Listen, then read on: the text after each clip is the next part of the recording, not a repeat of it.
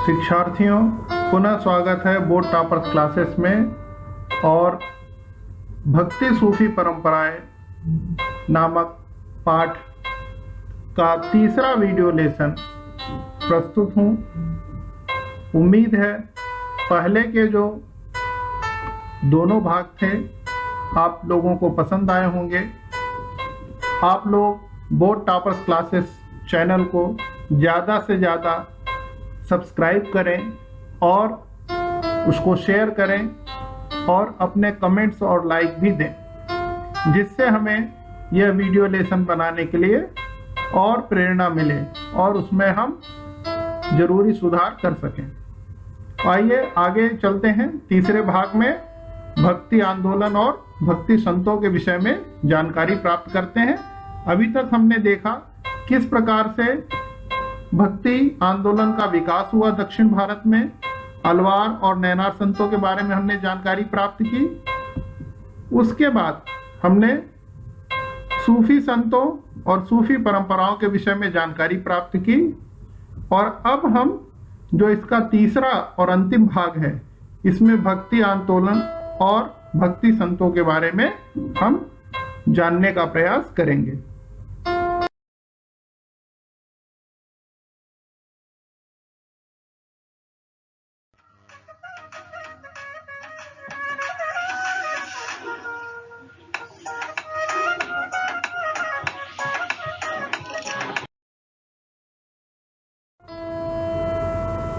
भक्ति आंदोलन और उसके मूल सिद्धांत अगर हम देखें तो अगर प्रश्न पूछा जाए कि भक्ति आंदोलन किसे कहते हैं और उसके मूल सिद्धांत क्या हैं, तो भक्ति आंदोलन उत्तर भारत में चलाया गया। यह एक धार्मिक सुधार आंदोलन था और इसमें जो भक्त थे अपनी भक्ति को दर्शाने के लिए मंदिरों में देवताओं के समक्ष उनकी स्तुति में, उनकी प्रशंसा में गीतों की रचना करते थे और गीतों के माध्यम से उसमें लीन हो जाते थे।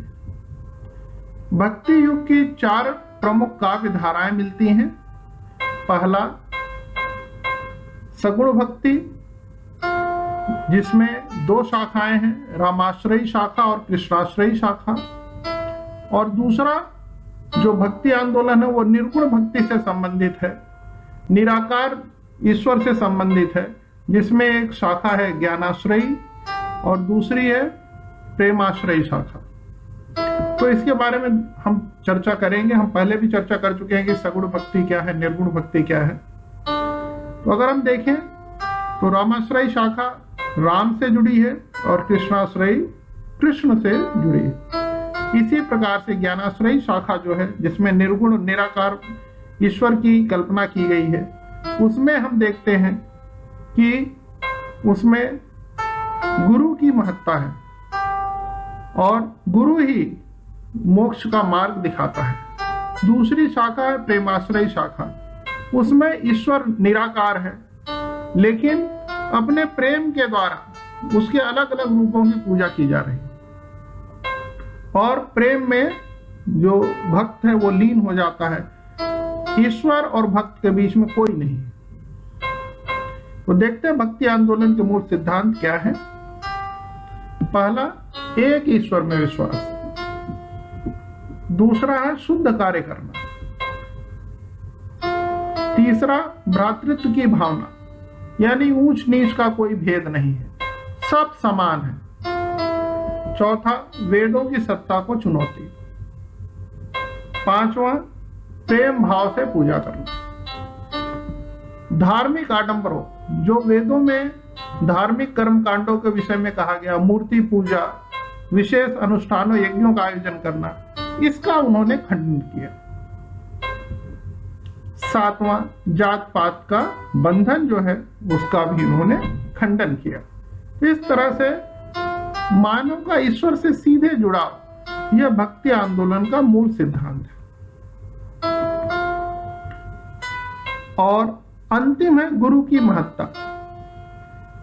वो प्रसिद्ध दोहा आपने सुना होगा, गुरु गोविंद दोऊ खड़े काके लागू पाए, बलिहारी गुरु आपनो गोविंद दियो बताए।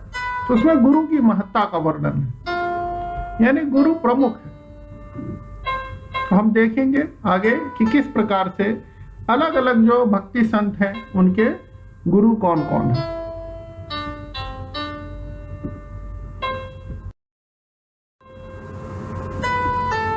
भक्ति आंदोलन के उदय के क्या कारण थे? भक्ति आंदोलन के उदय के जो प्रमुख कारण थे वो इस प्रकार हैं।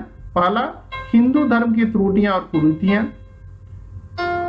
दूसरा, इस्लाम के प्रसार का भय। तीसरा, सूफी संतों का बढ़ता प्रभाव। चौथा, वैष्णववाद का प्रभाव। और अनेक धर्म सुधारकों का उदय, जैसे नामदेव, रविदास, रामानंद, सूरदास, तुलसीदास, मीराबाई, कबीर आदि। इसमें इन्होंने हिंदू धर्म की जो त्रुटियां थी, जो कमियां थी, उसको उन्होंने उजागर किया, जिसमें यज्ञ और अन्य कर्मकांडों पर ज्यादा जोर दिया गया था, जिससे समाज का एक वर्ग अलग हो गया था। विशेष करके जो निचला तबका था या वर्ण व्यवस्था में जो सबसे नीचे का तबका था और स्त्रियां, ये एकदम कट गए थे। जो मूल जो हिंदू धर्म में जो बड़ी संख्या में लोग थे, महिलाएं और दलित, वह इनसे वंचित थे। फिर इस्लाम के प्रसार ने जब बड़ी तेजी से धर्मांतरण किया, बड़ी संख्या में लोगों ने इस्लाम को स्वीकार करना शुरू किया, तो इन्होंने इस प्रभाव को रोकने का प्रयास किया। भक्ति आंदोलन का प्रभाव और उसका महत्व, अगर हम इसको देखें, इसके प्रभाव को हम धार्मिक प्रभाव से देखें तो हिंदू धर्म की रक्षा की। दूसरा, ब्राह्मणों के प्रभाव में कमी आई। तीसरा, इस्लाम के प्रसार में बाधा उत्पन्न हुई और एक नए धर्म का उदय हुआ, सिख मत का उदय हुआ, जिसके विषय में अभी हम आगे पढ़ेंगे किस प्रकार से गुरु नानक जी ने हिंदू और मुस्लिम, इस्लाम है, दोनों धर्मों से अलग एक धर्म की परिपाटी शुरू की। बौद्ध मत का पतन हो गया। जो बौद्ध मत काफी संख्या में लोगों के बीच में प्रसिद्ध था, लोगों ने अपने धर्म को त्याग दिया और या तो वो उन्होंने हिंदू धर्म अपना लिया या इस्लाम को उन्होंने अपना लिया या उन्होंने सिख धर्म को अपना लिया।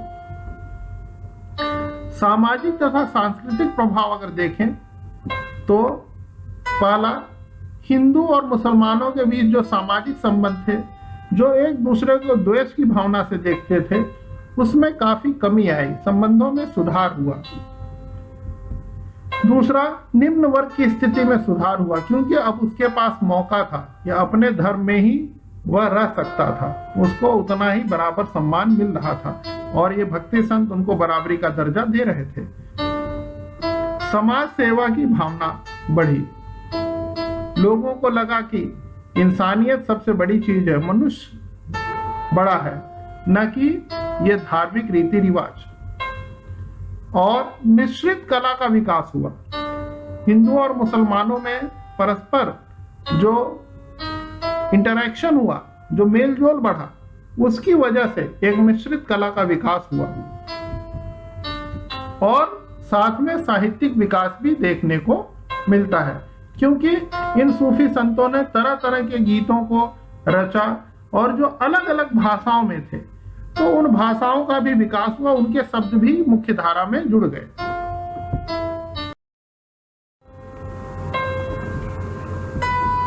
अगर हम देखें तो हमारे पाठ में 3 प्रमुख भक्ति संतों के विषय में बताया गया है। कबीर, मीराबाई और गुरु नानक देव जी, 3 भक्ति संतों के विषय में जानकारी दी गई है। इनके बारे में हम जानने का प्रयास करेंगे।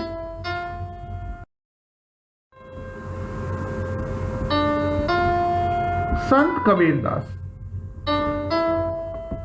संत कबीरदास की रचनाएं जैसे ही रहस्यवादी हैं, रहस्यों से भरी पड़ी हैं। उनको अभी तक कुछ रचनाओं को ठीक से समझा नहीं जा सका, जैसे उलटवासियां हैं, उसको समझना मुश्किल ही प्रतीत होता है। उसी प्रकार से उनके जीवन के विषय में भी विद्वानों में बहुत ही मतभेद है। फिर भी विभिन्न स्रोतों से यह जानकारी आपके सामने रखी गई है कि उनका जन्म 1398 ईस्वी में लहरतारा ताल, यह काशी जो आज का वाराणसी है, बनारस जिसको बोलते हैं, उसके पास ही लहरतारा है, वहां पर कहते हैं इनका जन्म हुआ। और इनकी मृत्यु 1518 ईस्वी में मगहर उत्तर प्रदेश में हुई।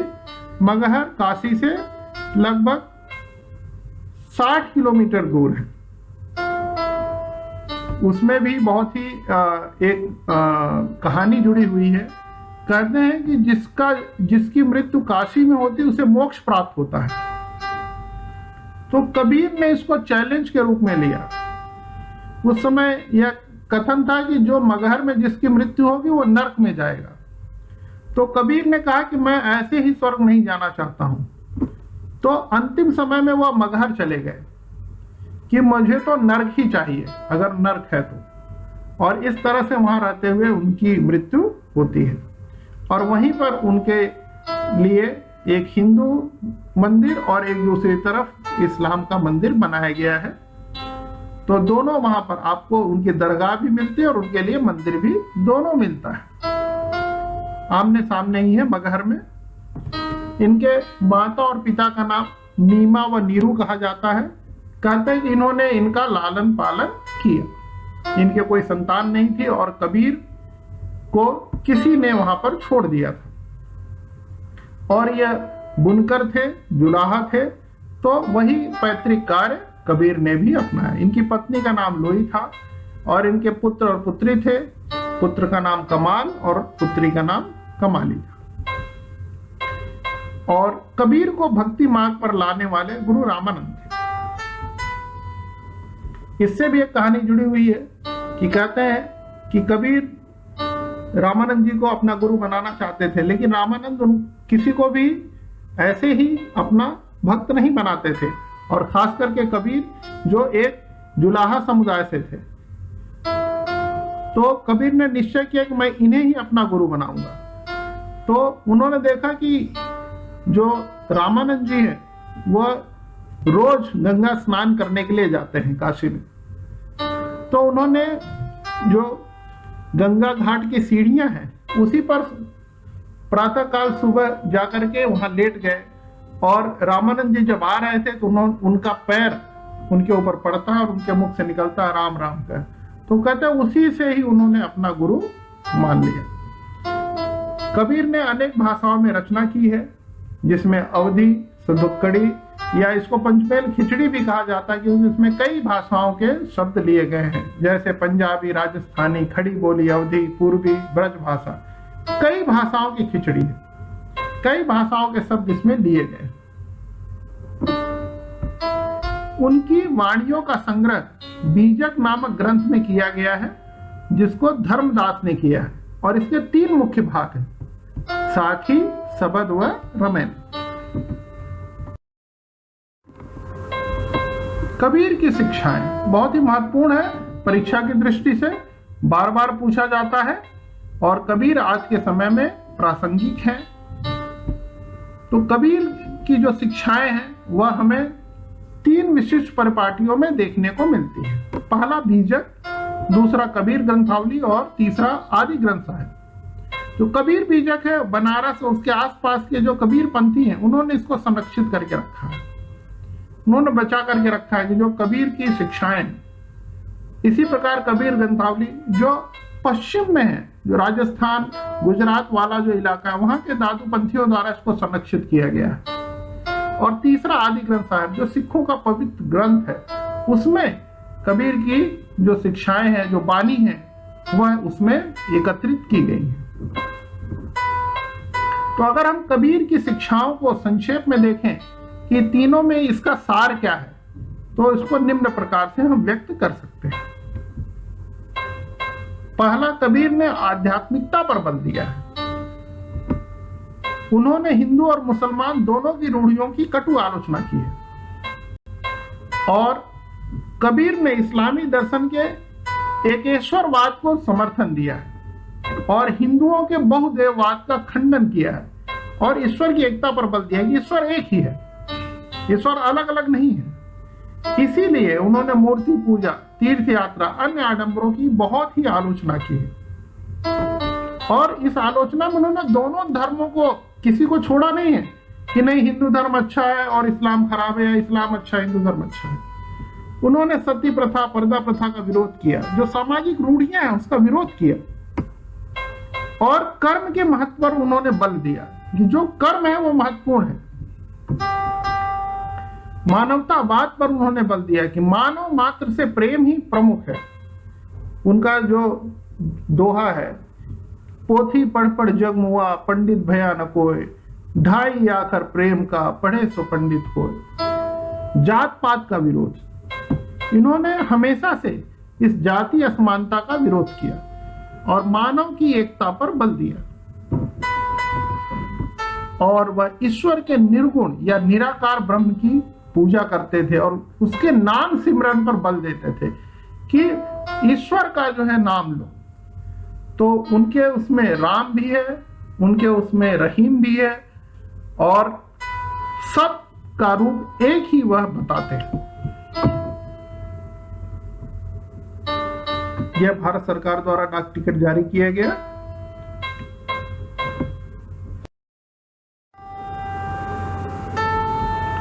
कबीर भक्ति काल के एक प्रसिद्ध संत थे। इस कथन की समीक्षा कीजिए। इस प्रकार से भी सवाल आ सकता है, तो देखिए इसको हम निम्न प्रकार से समझ सकते हैं कि वह निर्गुण भक्ति के एक प्रसिद्ध संत थे और उनके निम्नलिखित बिंदुओं द्वारा हम समझ सकते हैं। पहला, धार्मिक शिक्षाएं।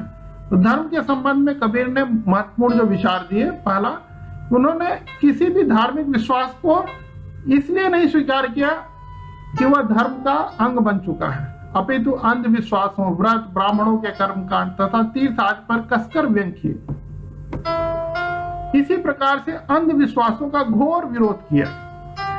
कबीर ने जो भी उस समय के अंधविश्वास थे, चाहे वह हिंदू धर्म से जुड़े चाहे मुस्लिम, दोनों को उन्होंने कटु आलोचना की और मूर्ति पूजा, नमाज, तीर्थ आदि पर कसकर व्यंग किए। भक्ति मार्ग के वह समर्थक थे। कबीर ने हमेशा सदैव ईश्वर, निराकार ईश्वर की भक्ति पर बल दिया और वह एक ईश्वर जो परम शक्तिमान ब्रह्म है, उसी को ही, उस पर उनकी आस्था थी। समन्वयवादी दृष्टिकोण। कबीर ने उस समय हिंदू और इस्लामी धर्म में या अलग अलग संस्कृतियों में जो भी अच्छाई थी उसको उन्होंने स्वीकार किया और उसमें जो भी बुराई थी सबका उन्होंने डट करके विरोध किया। गृहस्थ जीवन के त्याग का उन्होंने विरोध किया। कबीर कहते हैं कि अगर हमारा विचार साफ है, जीवन साफ है, तो हम गृहस्थी त्यागने की आवश्यकता ही नहीं है। और कबीर पहले संत है जो संत होकर भी अंत तक शुद्ध गृहस्थ बने रहे और शारीरिक श्रम की प्रतिष्ठा को मानव की सफलताओं का आधार बताया। वह अपना कपड़े की बुनाई करते रहते थे और लोग जब इकट्ठा होते थे संध्या के समय तो वह अपने विचारों को प्रस्तुत करते थे। अगर लोग समस्याएं लेकर आते थे तो उनका भी समाधान करते थे। कभी भी उन्होंने अपने कर्म से कोई समझौता नहीं किया।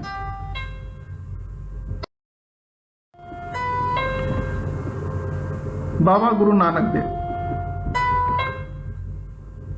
इनका जन्म 15 अप्रैल 1469 राय भोई की तलवंडी, इसको ननकाना साहिब भी कहा जाता है, जो पाकिस्तान के पंजाब प्रांत में है, वहां पर हुआ। और इनकी मृत्यु 22 सितंबर 1539 को 1539 करतारपुर, जो पाकिस्तान में है, वहां पर इनकी मृत्यु होती है। और वहीं पर इनकी स्मारक है या इनकी समाधि है करतारपुर में, वहां पर एक बड़ा गुरुद्वारा है। इनके उत्तराधिकारी शिष्य भाई लहना थे, जिनको बाद में गुरु अंगद देव जी के नाम से जाना गया। इनकी जीवन साथी या पत्नी सुलक्षणा देवी थी और इनके माता व पिता, इनके पिता लाला कल्याण राय थे और माता तृप्ता देवी जी थी। और गुरु नानक ने हमेशा निर्गुण भक्ति का प्रचार किया और धर्म के सभी आडंबरों को अस्वीकार किया। उन्होंने अपने विचार पंजाबी भाषा में शब्द के जरिए रखे। बाबा गुरु नानक ने अपने अनुयायियों को एक समुदाय में संगठित किया। सामुदायिक उपासना या संगत के नियम निर्धारित किए, जहां सामूहिक रूप से पाठ होता था, ईश्वर का नाम सिमरन होता था, नाम जप होता था। गुरु नानक देव जी ने कभी भी एक नवीन धर्म की स्थापना करने का उद्देश्य नहीं रखा, परंतु उनकी मृत्यु के बाद यह कार्य अन्य गुरुओं द्वारा किया गया। खालसा पंथ पवित्रों की सेना कहा जाता है। इसको सिखों के 10वें गुरु गुरु गोविंद सिंह ने इसको स्थापित किया और सिखों के 5 प्रतीक बनाए: बिना कटे केश, कृपाण, कच्छ, कंघा और लोहे का कड़ा। इसको प्रत्येक सिख को धारण करना होता था। लेकिन जैसा मैंने पहले बताया कि यह कार्य गुरु नानक देव जी ने नहीं किया। यह बाद में जो गुरु हुए सिख धर्म के, उन्होंने इसको अपनाया। गुरु नानक देव जी की शिक्षाएं। बाबा गुरु नानक के जो संदेश हैं, जो शिक्षाएं हैं, वह उनके भजनों और उपदेशों में निहित है। उन्होंने अपने विचार पंजाबी भाषा में शब्द के माध्यम से रखे। बाबा गुरु नानक ने यह शब्द अलग अलग रागों में गाए हैं और उनका सेवक मर्दाना रबाब बजाकर उनका साथ देता था। और उन्होंने हिंदू और मुसलमानों के धर्म ग्रंथों को नकारा, क्योंकि उसमें आवश्यकता से अधिक धार्मिक रूढ़ियां थी। उसमें यज्ञ परंपराएं और तरह तरह के आचार विचार थे, जिसका उन्होंने समर्थन नहीं किया। इन्होंने निर्गुण भक्ति का प्रचार किया। उनके अनुसार परम पूर्ण रब का कोई लिंग या आकार नहीं है। रब एक है और वह निराकार है। और धर्म के सभी बाहरी आडंबरों को उन्होंने अस्वीकार किया, जैसे यज्ञ, अनुष्ठानिक स्नान, मूर्ति पूजा, कठोर तप इत्यादि। गुरु नानक देव जी का मानना था कि प्रत्येक व्यक्ति के समीप भगवान का निवास होता है, क्योंकि सब में आत्मा है। इसलिए धर्म, जाति, लिंग, राज के आधार पर एक दूसरे से भेदभाव नहीं करना चाहिए। इसी प्रकार गुरु नानक देव जी ने ईश्वर की उपासना के लिए एक सरल उपाय बताया। वह था निरंतर उसको स्मरण करते रहो और उसके नाम का जाप करते रहो। और गुरु नानक देव जी ने बताया कि सेवा अर्पण, कीर्तन, सत्संग, परेक्षण शक्तिमान परमेश्वर ही सिख धर्म की बुनियादी धारणाएं हैं। तो इस प्रकार से एक निर्गुण निराकार ईश्वर की कल्पना को वह साकार करते हैं और कहते हैं कि हम उसको नाम का स्मरण करके, उसके नाम का जाप करके उस परम शक्तिमान को प्राप्त कर सकते हैं। सिख धर्म का गठन और खालसा पंथ की स्थापना। जैसा कि मैंने पहले कहा कि उन्होंने किसी नवीन धर्म की स्थापना का उद्देश्य नहीं रखा था, लेकिन उनके मृत्यु के बाद उनके अनुयायियों ने अपने आचार विचार को सुगठित किया और अपने आप को हिंदू और मुसलमान दोनों से पृथक चिन्हित किया। और 5वें गुरु अर्जुन देव जी ने बाबा गुरु नानक, बाबा फरीद, रविदास और कबीर की वाणी को आदि ग्रंथ साहिब में संकलित किया। ये चारों जो प्रमुख संत हैं, इनकी शिक्षाओं को, इनकी बातों को जहां संकलित किया गया, उसको आदि ग्रंथ साहिब कहा जाता है और इसको गुरु वाणी कहा जाता है। और ये अनेक भाषाओं में रचे गए। 10वें गुरु गुरु गोविंद सिंह जी ने 9वें गुरु गुरु तेग बहादुर की रचनाओं को भी आदि ग्रंथ साहिब में जोड़ दिया और इस ग्रंथ को गुरु ग्रंथ साहिब कहा जाता है। बच्चों, आपको मालूम है कि जो गुरुद्वारा है वह सिखों का पवित्र स्थान है। जैसे हिंदुओं के लिए मंदिर है, इस्लाम वालों के लिए मस्जिद है, वैसे ही सिखों के लिए गुरुद्वारा है। और गुरुद्वारे में बच्चों किसी की मूर्ति नहीं है, वहां सिर्फ गुरु ग्रंथ साहिब है, उसी की ही पूजा की जाती है।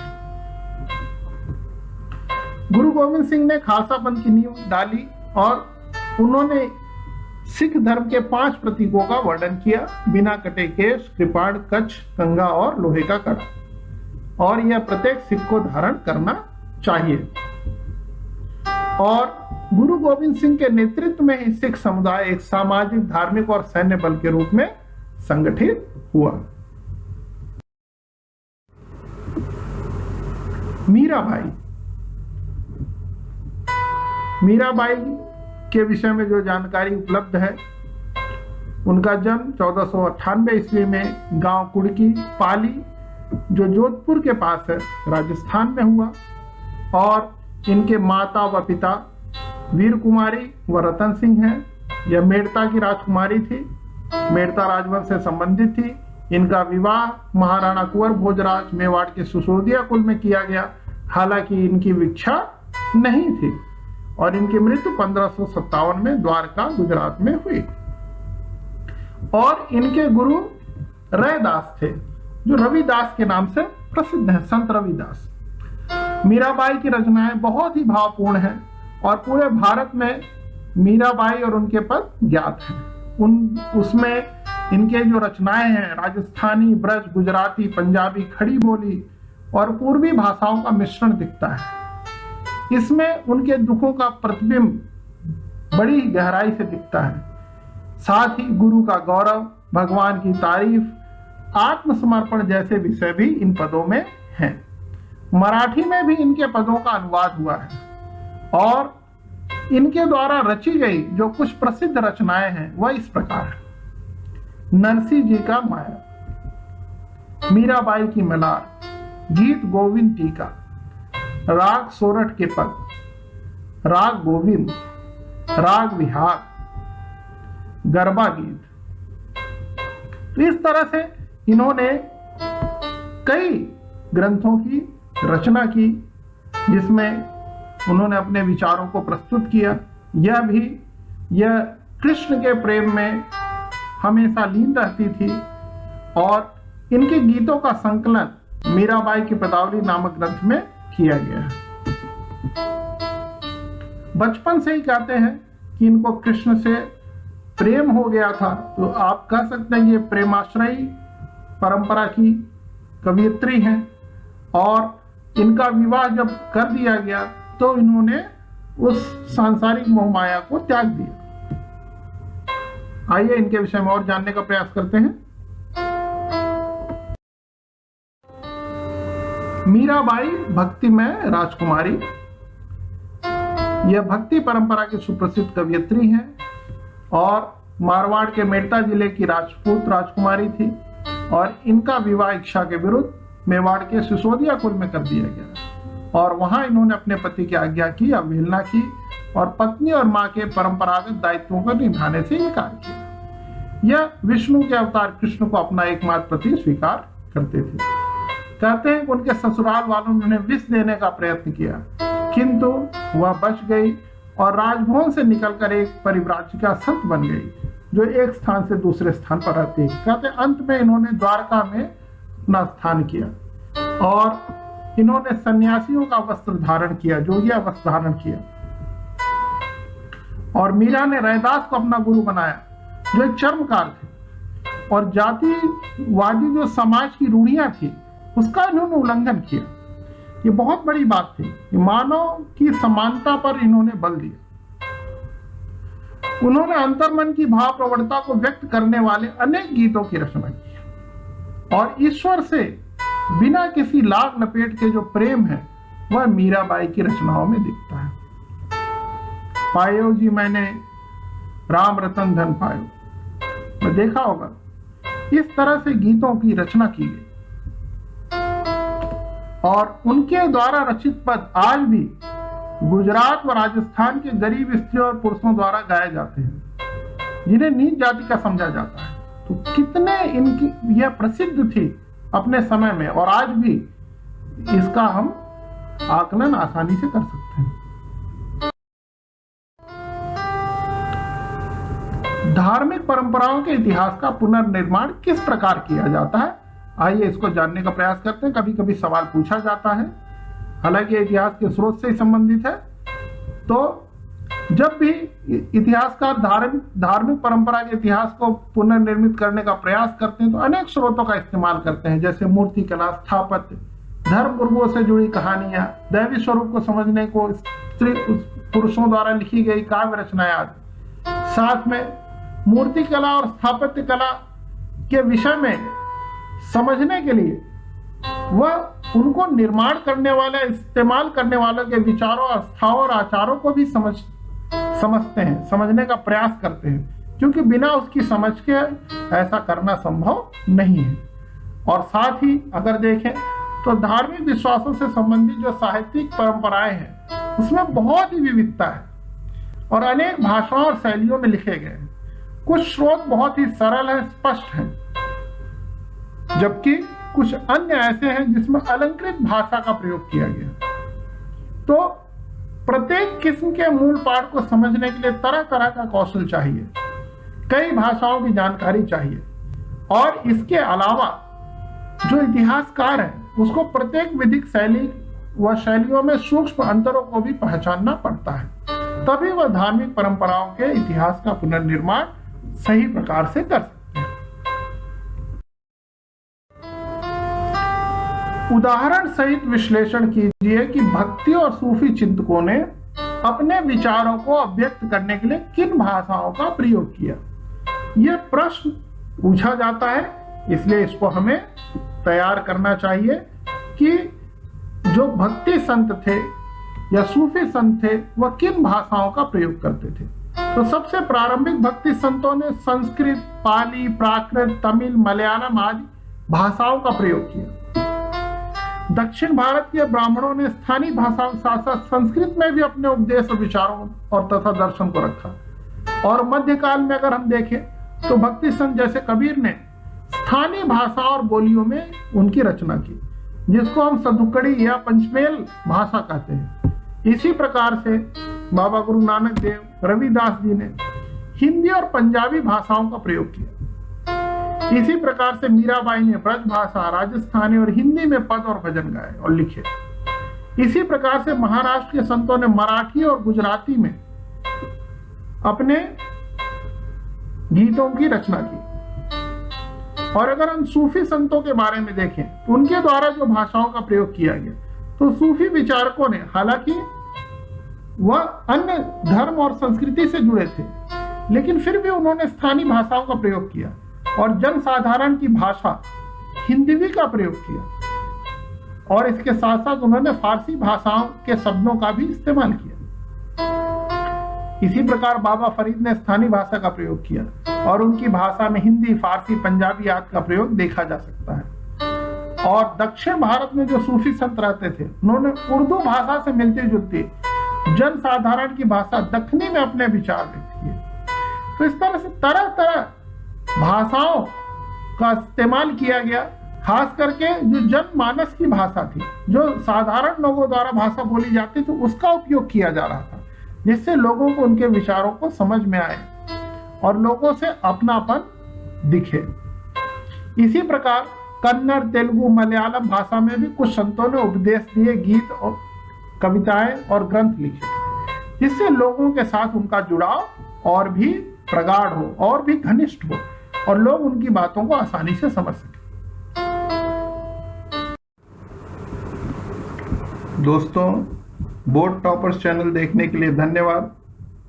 दोस्तों, बोर्ड टॉपर्स क्लासेस चैनल आपके समर्थन से चल रहा है, तो ज़्यादा से ज़्यादा इसको लाइक करें, शेयर करें और सब्सक्राइब करें तथा बेल आइकन दबा करके नोटिफिकेशन प्राप्त करें, जिससे जैसे ही चैनल पर कोई नया वीडियो अपलोड हो तो आपको मिल जाए।